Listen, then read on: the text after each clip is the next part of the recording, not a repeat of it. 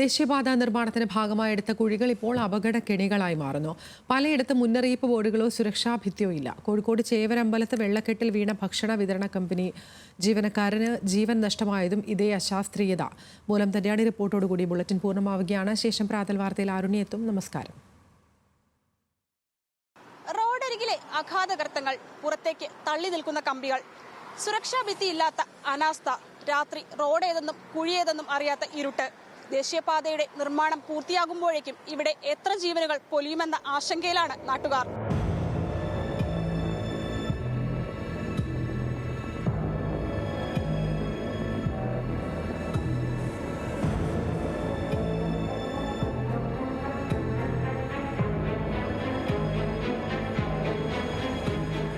ദേശീയപാത നിർമ്മാണ പ്രവൃത്തികളുടെ ഭാഗമായി എടുത്ത കുഴികളിൽ കാൽനട യാത്രക്കാരും വാഹനങ്ങളും വീണുള്ള അപകടങ്ങൾ തുടർക്കഥയാവുകയാണ്. അപകടങ്ങൾ സംഭവിച്ച ഒരിടത്തുപോലും സൂചനാ ബോർഡുകളോ മതിയായ സുരക്ഷാ സംവിധാനങ്ങളോ ഉണ്ടായിരുന്നില്ലെന്നാണ് നാട്ടുകാരുടെ ആരോപണം.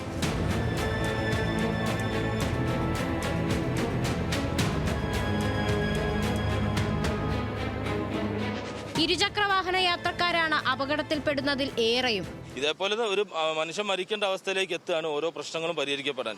ഇതേപോലെ ഇനിയും ഈ ഹൈവേക്ക് സൈഡിൽ എവിടെയെങ്കിലും ഇങ്ങനത്തെ ഡേഞ്ചറായിട്ടുള്ള ഏരിയകൾ ഉണ്ടെങ്കിൽ അവിടെ എന്തെങ്കിലും വെച്ച് കവർ ചെയ്തുകൊണ്ട് ജനങ്ങൾക്ക് ഉപകാരപ്രദമായ രീതിയിലേക്ക് ഇതിൻ്റെ കരാറുകാർ ഈ റോഡ് പണി കൊണ്ടുപോകണമെന്നുള്ളതാണ്.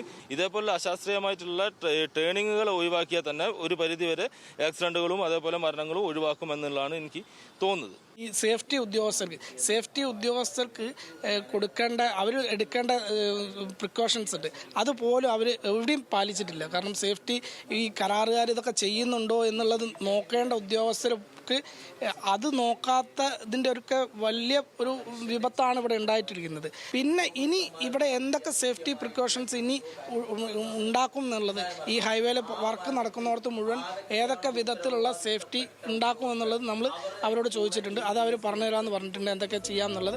മുന്നറിയിപ്പ് ബോർഡുകൾക്ക് പുറമെ മതിയായ വെളിച്ച സംവിധാനങ്ങൾ ഇല്ലാത്തതും രാത്രികാലങ്ങളിൽ അപകടങ്ങൾക്ക് കാരണമാകുന്നു.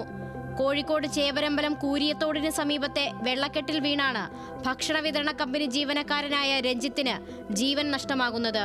അവിടെയും സുരക്ഷാ ഭിത്തിയോ മുന്നറിയിപ്പ് ബോർഡുകളോ റിഫ്ലക്ടറോ ഉണ്ടായിരുന്നില്ല.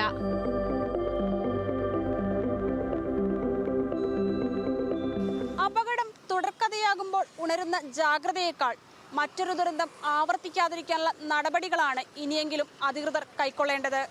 കോഴിക്കോട്ട് നിന്നും ക്യാമറാമാൻ ഷാഫിക്കൊപ്പം രമ്യാദാസ്, ന്യൂസ് മലയാളം.